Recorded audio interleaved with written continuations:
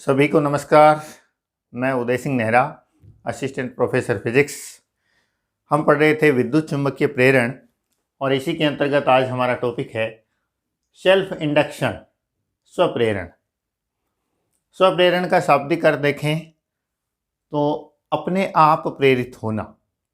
तो विद्युत चुंबकीय प्रेरण की लैंग्वेज में क्या तात्पर्य है इसका, स्वप्रेरित का अर्थ क्या है, आइए समझते हैं। मान लो हमारे पास एक कुंडली है और इसके सीरीज में श्रेणी क्रम में एक बैटरी लगी है और ये एक प्रेस कुंजी है जिसको दबाते ही परिपथ पूरा हो जाता है। ये व्यवस्था है। तो ये हमारी कुंजी के है और ये हमारी बैटरी है और ये हमारी कॉइल है। जब हम कुंजी को दबाते हैं, जैसे ही हम इस कुंजी को प्रेस करेंगे, कुंजी को जब दबाएंगे तो एक विद्युत धारा प्रवाहित होगी, कुंडली से होकर विद्युत धारा बहेगी। जब इस कुंडली से होकर विद्युत धारा बहेगी तो कुंडली में चुंबकीय क्षेत्र उत्पन्न होगा, अर्थात कुंडली से चुंबकीय फ्लक्स संबद्ध होगा। क्योंकि जब धारा शुरू होती है तो शून्य से स्टार्ट होती है और अपने मैक्सिमम मान तक पहुंचती है, तो उसमें कुछ ना कुछ समय लगता है। यानी जब धारा शून्य से अपने अधिकतम मान तक पहुंचती है तो धारा के मान में परिवर्तन होता है, जिससे इसमें जो सेट होने वाला चुंबकीय क्षेत्र है उसके मान में परिवर्तन होता है, जिससे कुंडली से संबद्ध चुंबकीय फ्लक्स में समय के साथ परिवर्तन होता है। तो विद्युत चुंबकीय प्रेरण के फैराडे के प्रथम नियम के अनुसार जब भी कुंडली से संबद्ध चुंबकीय फ्लक्स में परिवर्तन होगा तो कुंडली में प्रेरित विद्युत वाहक बल उत्पन्न होगा। और चूंकि ये बंद परिपथ में है तो इसमें प्रेरित विद्युत धारा बहेगी, करंट बहेगी, और वो जो करंट बहेगी वो अपने उस कारण का विरोध करेगी जिसके कारण वह उत्पन्न हुई है। किसके कारण उत्पन्न हुई है?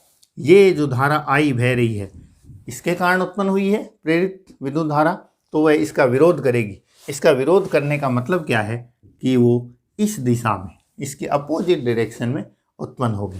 तो हम कहें विद्युत वाहक बल एप्सिलॉन या प्रेरित विद्युत धारा इस चेंज का विरोध करेगी और इस धारा के बहने का विरोध करेगी, यानी इसके अपोजिट डायरेक्शन में उत्पन्न होगी। अब जब थोड़ी देर बाद धारा स्थिर हो जाएगी तो चुंबकीय क्षेत्र भी स्थिर हो जाएगा, कुंडली से संबद्ध फ्लक्स भी कांस्टेंट हो जाएगा, और फ्लक्स कांस्टेंट हो जाएगा तो टाइम के साथ उसका परिवर्तन शून्य होगा। और ऐसी स्थिति में ये जो है प्रेरित विद्युत वाहक बल और प्रेरित धारा दोनों जीरो हो जाएंगे। लेकिन पुनः यदि हम इस कुंजी को खोल दें, इस प्रेस कुंजी को खोल दें, तो परिपथ अपूर्ण हो जाएगा और धारा शून्य हो जाएगी। लेकिन शून्य होने में धारा को कुछ समय लगेगा, तो इससे संबद्ध चुंबकीय क्षेत्र भी धीरे धीरे शून्य होगा, अर्थात इससे संबद्ध जो फ्लक्स है वो भी धीरे धीरे शून्य होगा, अर्थात उसमें समय के साथ चेंज होगा। समय के साथ चेंज होगा तो विद्युत चुंबकीय प्रेरण के नियम के अनुसार फिर प्रेरित विद्युत धारा और प्रेरित विद्युत वाहक बल उत्पन्न होंगे और वो उस कारण का विरोध करेंगे जिससे उत्पन्न हुए हैं। क्या कारण है? धारा की कमी। तो वो धारा को बनाए रखना चाहेंगे और उस स्थिति में क्या होगा? उस स्थिति में जो विद्युत वाहक बल उत्पन्न होगा, इसको यदि हम दूसरी कंडीशन में यहाँ देख लें, दूसरी स्थिति में जब हम बंद कर रहे हैं, जब वापस हम इस कुंजी को खोल रहे हैं, तब क्या होगा? धारा धीरे धीरे शून्य होगी। तो इस स्थिति में इस दिशा में, धारा को बनाए रखने की दिशा में प्रेरित विद्युत वाहक बल उत्पन्न होगा और प्रेरित धारा उत्पन्न होगी, तो उसकी डायरेक्शन जो है ये होगी। ये जो परिघटना है, ये जो फिनोमिना है, इसी को कहते हैं स्वप्रेरण। तो परिपथ में या किसी कुंडली में धारा परिवर्तित होने के कारण जो विद्युत प्रभाव उत्पन्न होता है उसे कहते हैं स्वप्रेरण। ये स्वप्रेरण की परिघटना। अब हम इसकी डेफिनेशन बनाते हैं। देखिए, तो इसके परिभाषा क्या होगी? जब किसी कुंडली या विद्युत परिपथ में विद्युत धारा में परिवर्तन होता है,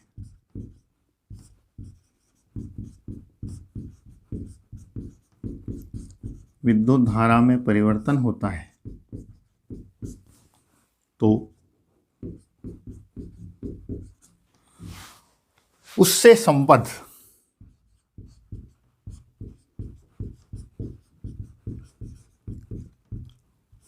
चुंबकीय फ्लक्स में, उससे संबद्ध चुंबकीय फ्लक्स में परिवर्तन के कारण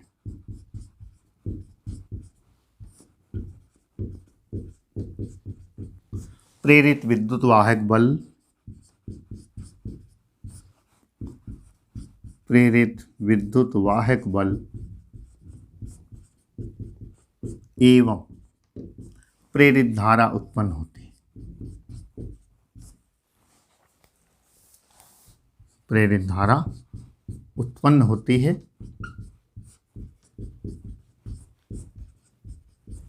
यह परिघटना स्वप्रेरण कहलाती है।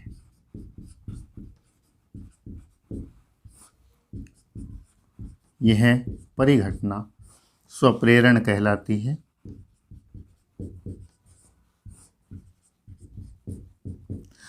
हमने इसे स्वप्रेरण नाम क्यों दिया, सेल्फ इंडक्शन नाम क्यों दिया? क्योंकि कुंडली में या परिपथ में स्वयं में धारा के परिवर्तन के कारण उसी में प्रेरित विद्युत वाहक बल या प्रेरित विद्युत धारा उत्पन्न हो रहे हैं। इसलिए इस इफेक्ट को, इस फिनोमिना को, इस परिघटना को हम कहते हैं स्वप्रेरण। इसके बाद हमारा टॉपिक है इसी के अंतर्गत स्वप्रेरण गुणांक।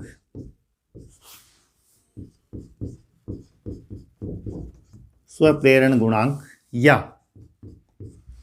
स्वप्रेरकत्व। स्वप्रेरण गुणांक या स्वप्रेरकत्व इंग्लिश में कहते हैं कोफिशिएंट ऑफ सेल्फ इंडक्शन और सेल्फ इंडक्टेंस। ये क्या होता है, आइए जानते हैं। फिर हम हमारी कुंडली कॉइल का उदाहरण लेते हैं। ये हमारे पास कॉइल है जिसके साथ एक सीरीज में हमने बैटरी जोड़ी है, और ये हमारी प्रेस कुंजी है। ये हमारी बैटरी है प्लस माइनस, और ये हमारी कुंजी है, और ये हमारी कॉइल है। अब हम जब इस कुंजी को प्रेस करके और इसमें धारा प्रवाहित करते हैं, आई धारा इसमें प्रवाहित होती है, तो धारा प्रवाह के कारण कुंडली में चुंबकीय क्षेत्र उत्पन्न होगा, जिससे कुंडली से चुंबकीय फ्लक्स संबद्ध होगा।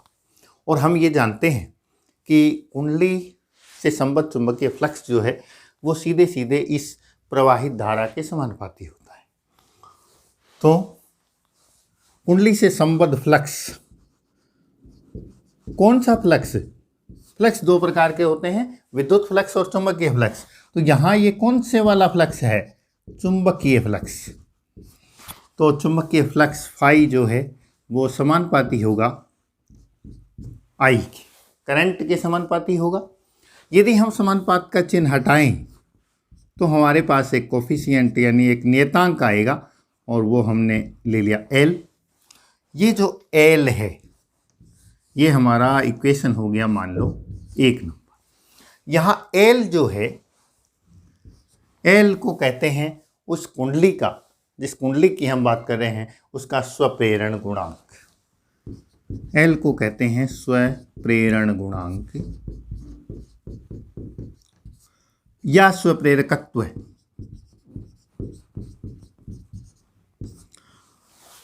कोफिशिएंट ऑफ सेल्फ इंडक्शन और सेल्फ इंडक्टेंस ये एल।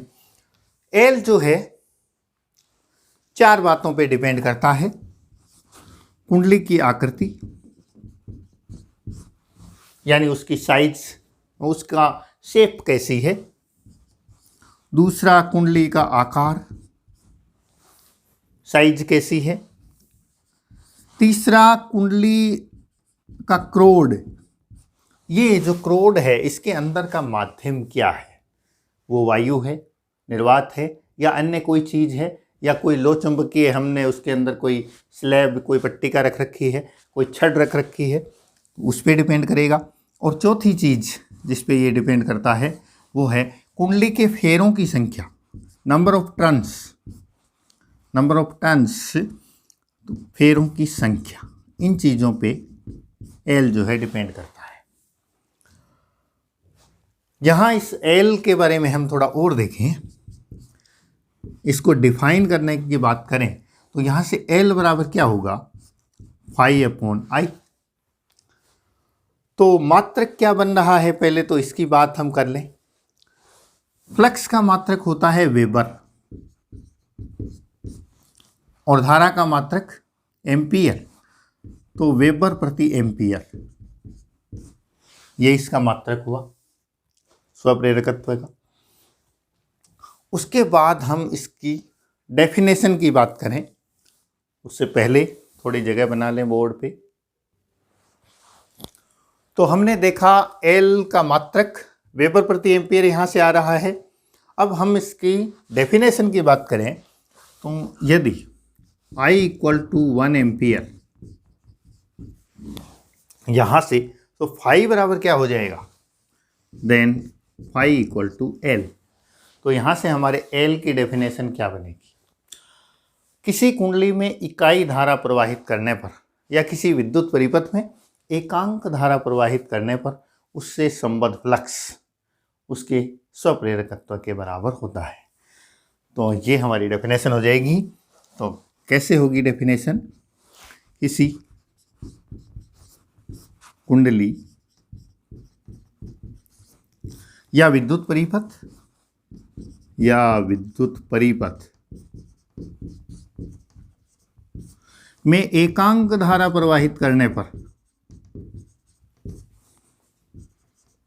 यूनिट करंट हम प्रवाहित करें, एकांक धारा प्रवाहित करने पर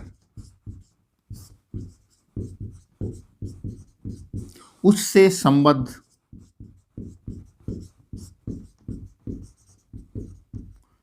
चुंबकीय फ्लक्स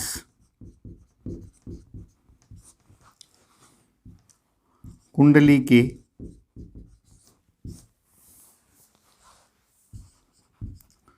स्वप्रेरकत्व गुणांक के बराबर होती है।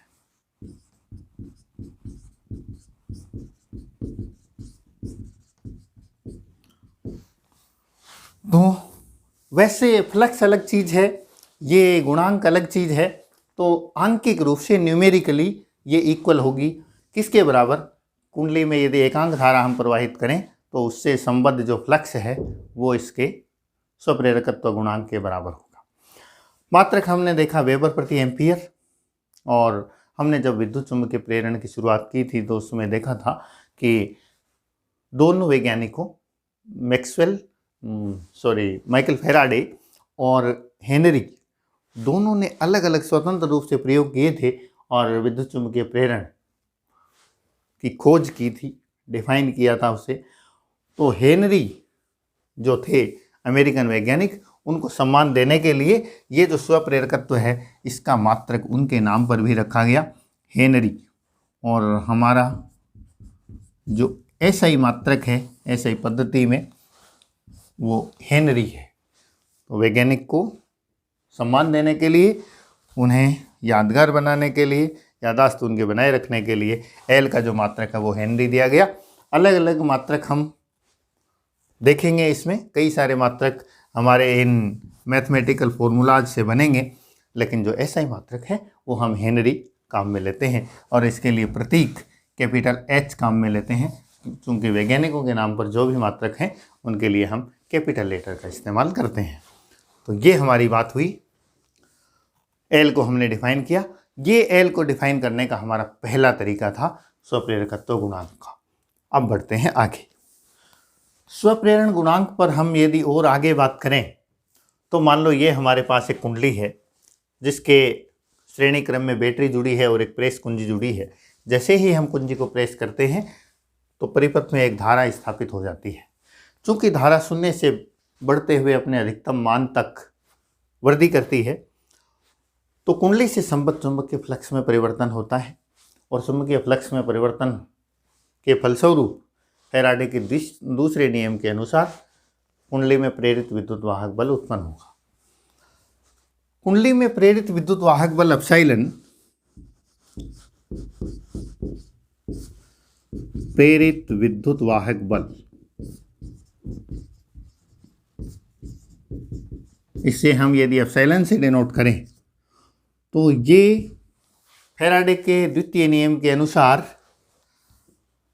होगा -d∅dt। फ्लक्स में परिवर्तन की दर के समानुपाती, और ये माइनस चिन्ह लेंज के नियम को व्यक्त करता है कि ये फ्लक्स में परिवर्तन का विरोध करेगा।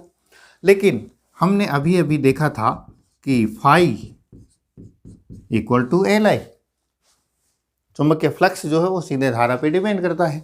फाई की यदि ये वैल्यू हम यहाँ रख दें तो -d/dt ऑफ Li, और यहाँ से हमें मिलेगा epsilon equal to -L di/dt।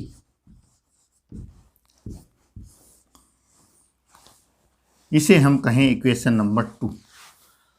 तो यहाँ से हमें स्वप्रेरकत्व या स्वप्रेरण गुणांक का एक और फॉर्मूला मिला, और इससे हम एक और डेफिनेशन स्वप्रेरकत्व की दे सकते हैं।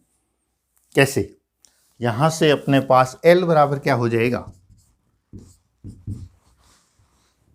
Epsilon upon -di/dt। ये हमारे पास यहाँ से L होगा। तो कैसे डिफाइन कर सकते हैं? प्रेरित विद्युत वाहक बल बटे धारा में परिवर्तन की दर, और वो भी नेगेटिव, यानी स्वप्रेरकत्व क्या होगा, प्रेरित विद्युत वाहक बल अपॉन धारा के ह्रास की दर, धारा के कम होने की दर। तो यहाँ से यदि हम इसे डिफाइन करना चाहें L को, तो यदि एप्सिलॉन बराबर 1 वोल्ट हो और di/dt धारा में परिवर्तन की दर 1 एम्पीयर प्रति सेकंड हो, 1 एम्पीयर पर सेकंड हो, तो हमारे पास L क्या हो जाएगा,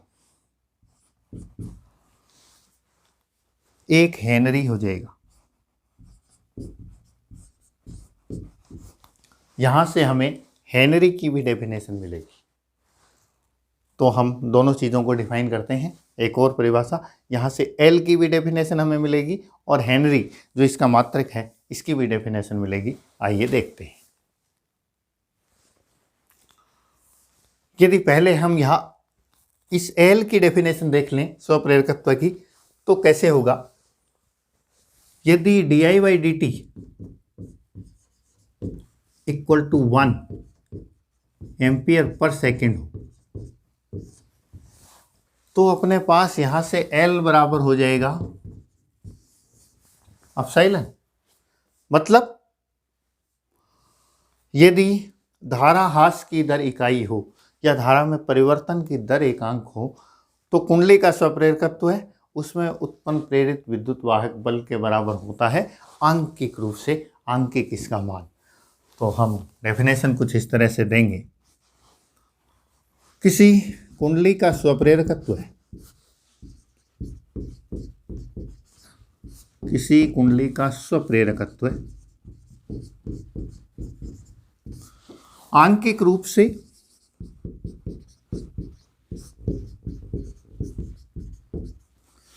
कुंडली में प्रेरित उस विद्युत वाहक बल के तुल्य होता है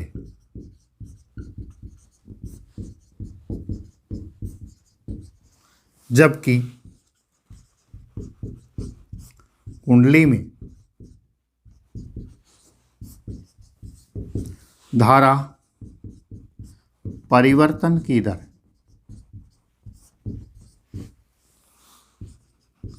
एकांक हो, इकाई हो, यूनिट हो। तो ये हमारे पास स्वप्रेरकत्व की एक और डेफिनेशन आ गई कि किसी कुंडली का स्वप्रेरकत्व आंकिक रूप से कुंडली में प्रेरित उस विद्युत वाहक बल के तुल्य होता है, जबकि कुंडली में धारा परिवर्तन की दर इकाई हो। अब हम हेनरी की डेफिनेशन और देख लेते हैं। इसका जो मात्रक है इसको हम कैसे डिफाइन करेंगे। यहां से हम हेनरी की डेफिनेशन देखें तो किसी कुंडली का स्वप्रेरकत्व 1 हेनरी कब होता है, जबकि उसमें धारा ह्रास की दर 1 एम्पीयर पर सेकंड हो और उसके अंदर प्रेरित विद्युत वाहक बल 1 वोल्ट उत्पन्न हो। तो कैसे डेफिनेशन देंगे। यदि किसी कुंडली में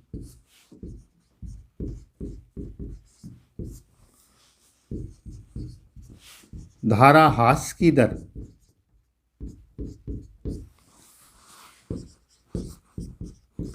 एकांक होने पर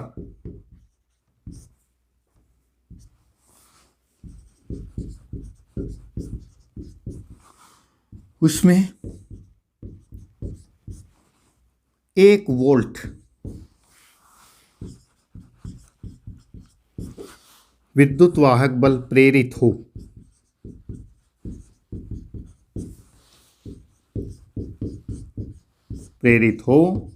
तो कुंडली का स्वप्रेरकत्व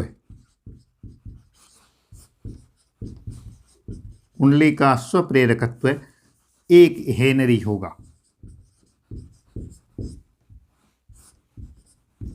स्वप्रेरकत्व सेल्फ इंडक्टेंस 1 हेनरी होगा। तो ये हमारी डेफिनेशन हुई हेनरी की। कुंडली में धारा ह्रास की दर यदि इकाई है 1 एम्पीयर पर सेकंड है और उसमें 1 वोल्ट का प्रेरित विद्युत वाहक बल उत्पन्न हो रहा है, तो उसका सेल्फ इंडक्टेंस है वो 1 हेनरी होगा।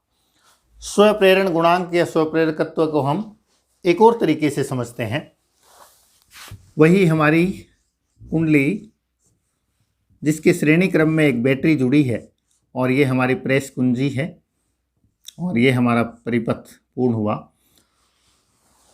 जब हम इस कुंजी को प्रेस करके और इस परिपथ में धारा का प्रवाह करते हैं तो कुंडली से संबद्ध चुंबकीय फ्लक्स में समय के साथ परिवर्तन होता है, क्योंकि धारा 0 से अपने मैक्सिमम मान तक स्थापित होती है, बढ़ती है। तो कुंडली में जो प्रेरित विद्युत वाहक बल उत्पन्न होगा और प्रेरित धारा जो उत्पन्न होगी वो लेंज के नियम के अनुसार इस बढ़ती हुई धारा का विरोध करेगी।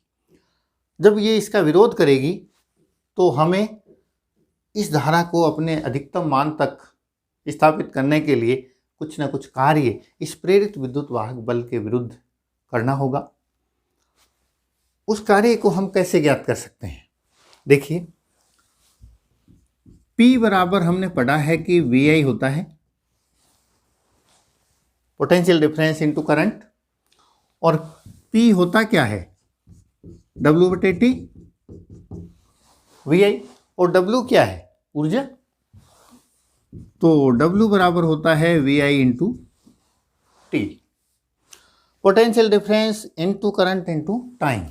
अब हम यदि किसी स्मॉल टाइम की बात करें, मान लो किसी समय dt में जब धारा का मान स्मॉल I है,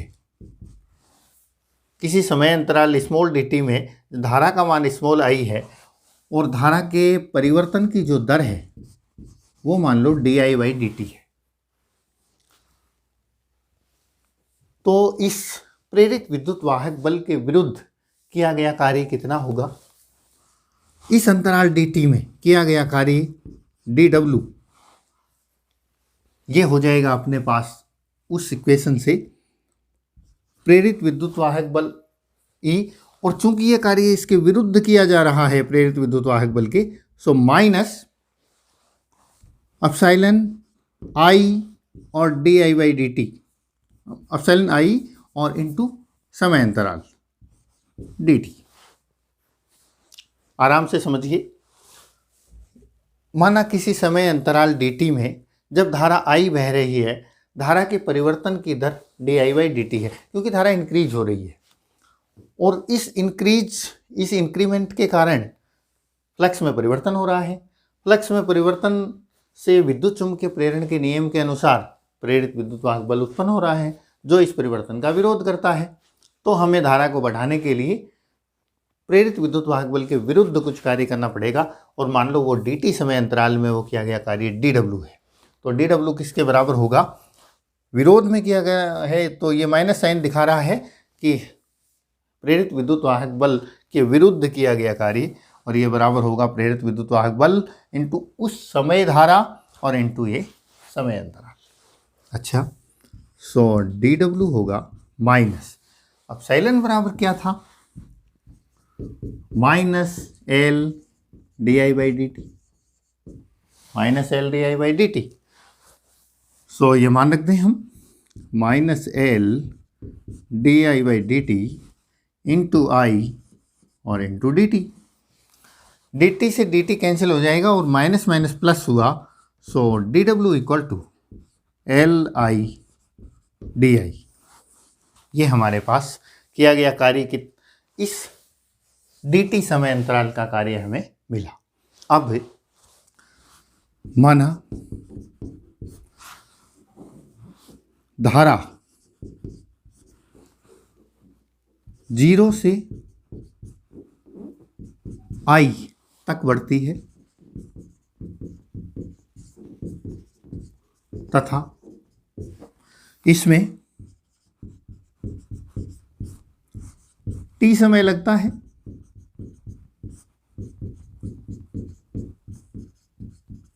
तो किया गया कार्य कितना होगा? तो ये किया गया कार्य कितना होगा? हमें इसका समाकलन करना पड़ेगा। W विल बी समाकलन डी डब्ल्यू, और ये समाकलन आई के सापेक्ष होगा। सो 0 टू आई धारा L I D I. L चूंकि कांस्टेंट है तो बाहर ले लें, 0 to I, 0 to capital I ले रहे हैं हम मैक्सिमम मान को, और आई डी आई। ये एक प्रकार का एक्स डी एक्स का समाकलन क्या होगा? X square by 2। So L x square by 2, यहाँ आई स्क्वायर बाई 2,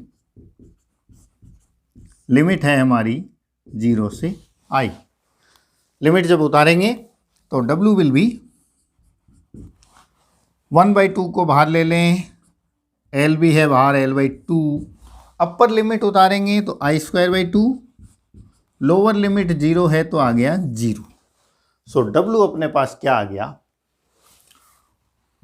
किया गया कार्य W आ गया अपने पास 1/2 LI स्क्वायर, यानी इतना कार्य धारा 0 से मैक्सिमम मान तक स्थापित करने में करना पड़ेगा प्रेरित विद्युत वाहक बल के विरुद्ध। अब यहाँ से भी हम हमारे L को डिफाइन कर सकते हैं, स्वप्रेरकत्व को डिफाइन कर सकते हैं। सो हमें प्राप्त हुआ किया गया कार्य W बराबर 1/2 LI स्क्वायर। यहाँ से L क्या हो जाएगा? L बराबर हो जाएगा twice W upon I square. यदि I का मान 1 एम्पियर ले लें, then L equal to twice W। यहाँ से हम स्वप्रेरकत्व की या स्वप्रेरण गुणांक की एक और डेफिनेशन बना सकते हैं। क्या? किसी कुंडली में 0 से 1 एम्पियर तक की धारा स्थापित करने के लिए या इकाई मान की धारा स्थापित करने के लिए प्रेरित विद्युत वाहक बल के विरुद्ध किए गए कार्य का दुगना आंकिक रूप से उस कुंडली के स्वप्रेरकत्व के बराबर होता है। आइए देखते हैं डेफिनेशन क्या हो जाएगी। किसी कुंडली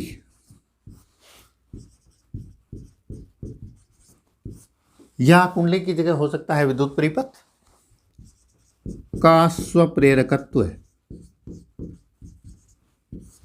आंकिक रूप से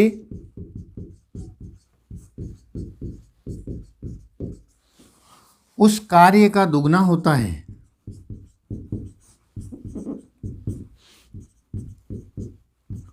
उस कार्य का दुगुना होता है जो कुंडली में एकांक मान की धारा स्थापित करने के लिए एकांक मान की धारा स्थापित करने के लिए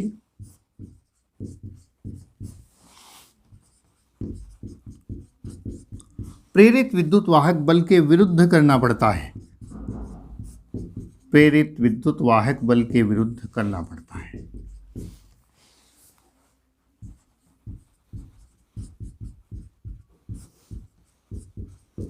करना होता है। तो ये हमारे पास तीसरी डेफिनेशन आ गई एल की। अब हम हमारे पूरी बात को एक सार के रूप में एक साथ ले लेते हैं और एल के मात्रक और विमाओं की भी एक साथ बात कर लेते हैं ताकि ये याद करने में आसान रहेगा। स्वप्रेरण गुणांक या स्वप्रेरकत्व के लिए हमने 3 कंडीशन देखी। पहला, हमें प्राप्त हुआ फाई इक्वल टू एल आई।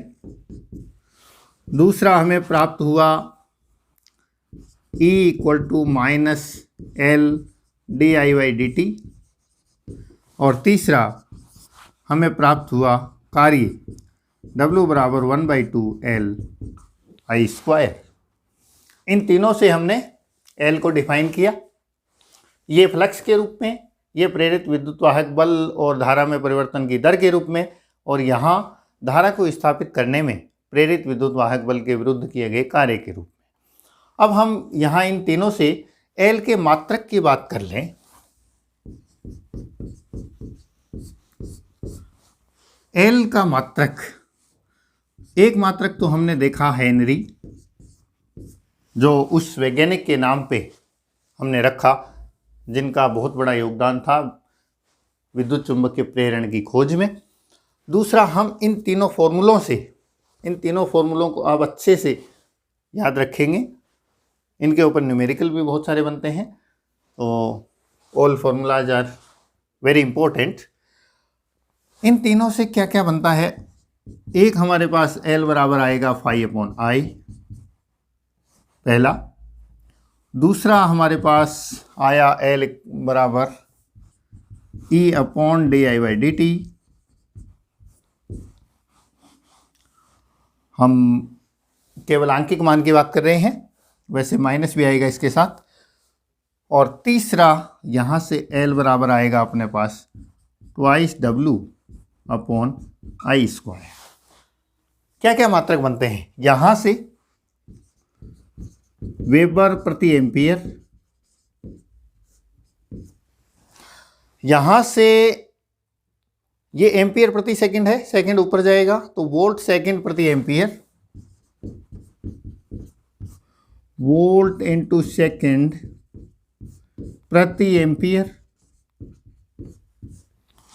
यहां से जूल प्रति एम्पियर स्क्वायर,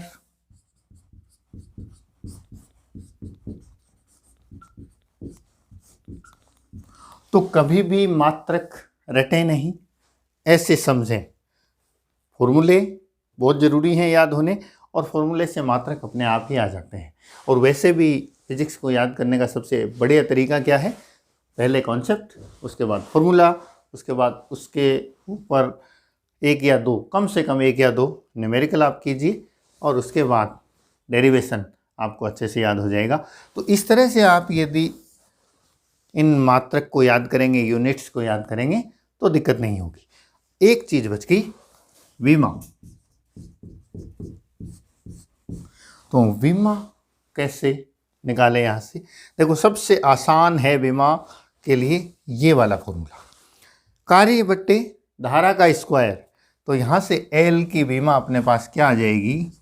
एल की विमा क्या है? ये L self inductance, coefficient of self induction और सेल्फ इंडक्टेंस। तो इसकी विमा अपने पास आ जाएगी कार्य बटे धारा का स्क्वायर, कार्य की विमा mL2t-2 अपॉन धारा का स्क्वायर, धारा खुद एक मूल राशि है, एम्पियर, एम्पियर का स्क्वायर और ऊपर लाएंगे तो पावर -2। सो विमा क्या आ जाएगी? m L⁻², t⁻⁻2, a⁻⁻²। तो ये अपने पास आ गई L की विमा। तो ये रहा आज का हमारा लेसन, स्वप्रेरण, सेल्फ इंडक्शन और स्वप्रेरण गुणांक या स्वप्रेरकत्व, सेल्फ इंडक्टेंस और coefficient of self induction. Thanks, धन्यवाद।